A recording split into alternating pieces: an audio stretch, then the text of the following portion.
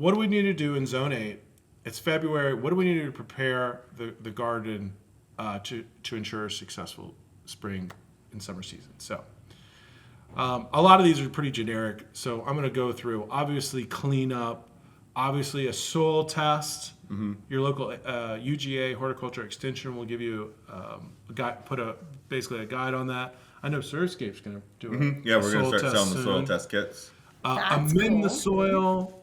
Your soil test is going to give you some recommendations. Use those amendments per instructions. Any other tips?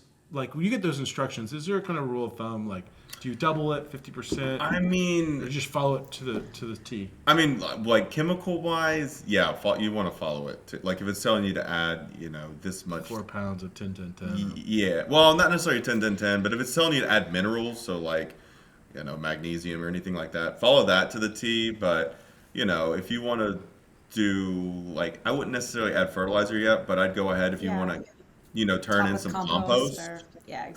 Compost would be great to add.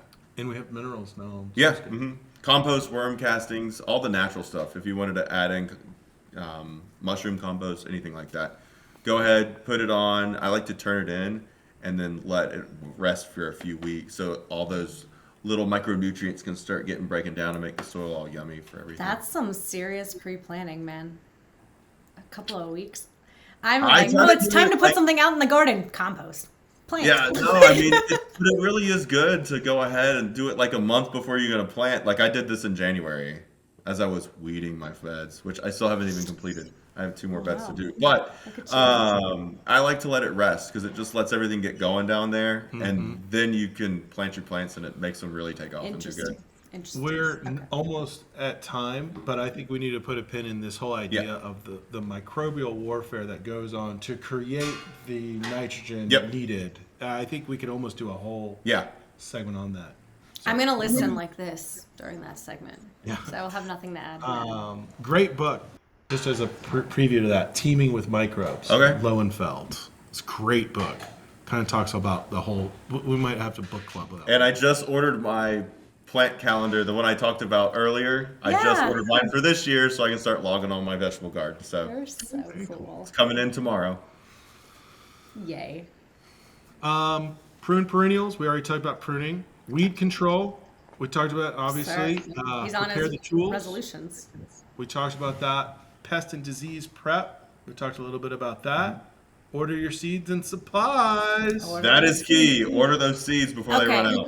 But also, can somebody tell me? So I've tried to grow onions from seeds before, failed miserably because I think you're supposed to start them way in advance. And like we talked about, I have no sense of pre-planning. But I ordered onion sets this year. Why do they come in like a pack of 150? Like literally, like I'm not a farmer. Plant that onion and that's your onion. You only get one. Yeah, but I don't. Where am I going to grow 150 onions in my suburban backyard?